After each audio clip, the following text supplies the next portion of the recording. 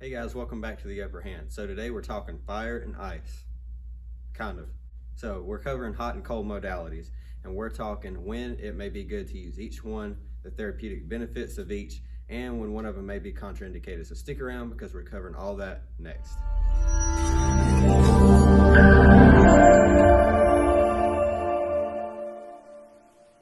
Okay guys, so we're going to start off by talking about heat, more specifically a moist heat pack. We won't talk about fluidotherapy today because we covered that in another video, so check that out. Anyway, we're talking about moist heat. So moist heat pack can have different benefits for your patient. One is that it relaxes muscle tissue and therefore increases tissue extensibility, which can be beneficial for a couple of different things, which we'll cover in just a minute.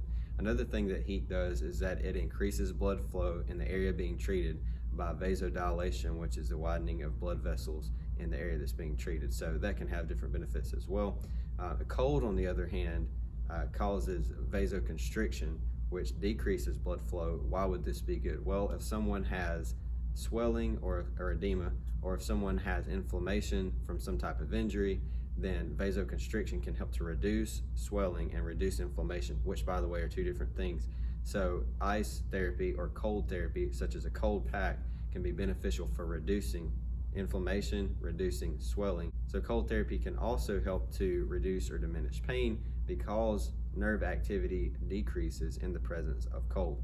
So when should you use each modality? Well, we talked about the physiological effects of a heat pack. So how could that benefit a clinician when they're working with a patient in therapy? Well, if you're increasing blood flow, which promotes healing, by the way, and you're relaxing the muscle and you're increasing the tissue extensibility, it may be a good idea to use a heat pack pre-stretching or pre-therapeutic exercise.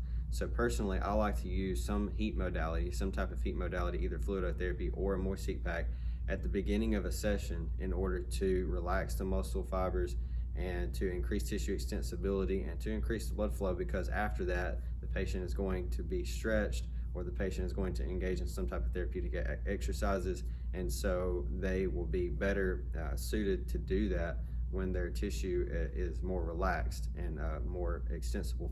And then with cold, I would typically use cold at the end of a session, because if there is swelling present or there's inflammation present or there's pain present when a patient walks in and they come in and they go through a treatment session, chances are there could be a slight increase in swelling or maybe a slight increase in inflammation or a slight increase in pain, depending on what you did in that therapy session, which is not necessarily a bad thing, but you want to kind of counteract that after therapy to kind of calm everything back down. So typically I use cold at the end of the therapy session to help decrease swelling, decrease inflammation, and to help take the edge off the pain that may have been, all of which may have been slightly increased during the therapy session. So when should you not use heat or cold modalities? Well, there are a few contraindications. Let's start with heat.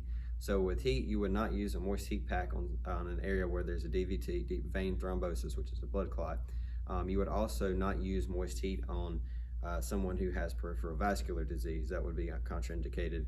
I would also not use moist heat pack on someone who has some type of skin condition such as dermatitis.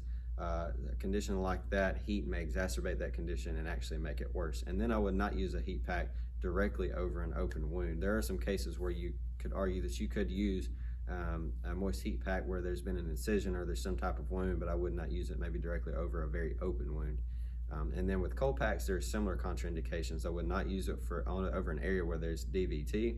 I would not use it with someone that has peripheral vascular disease, and I would not use it maybe directly over an open wound. And then lastly, I would say that there's a precaution that you should consider for both heat and cold. Someone who has decreased sensation or who is asensate in a particular area, such as someone who has a peripheral nerve injury. If someone is asensate or has decreased sensation in a particular area, I would call this a precaution, because they may still be able to benefit from heat or cold, but they're not going to be able to tell how hot or how cold the tissue is that's being treated. So if you're going to use heat or cold with someone who has maybe a peripheral nerve injury or is asensate or has decreased sensation for some other reason, you're going to have to monitor the skin and the tissue.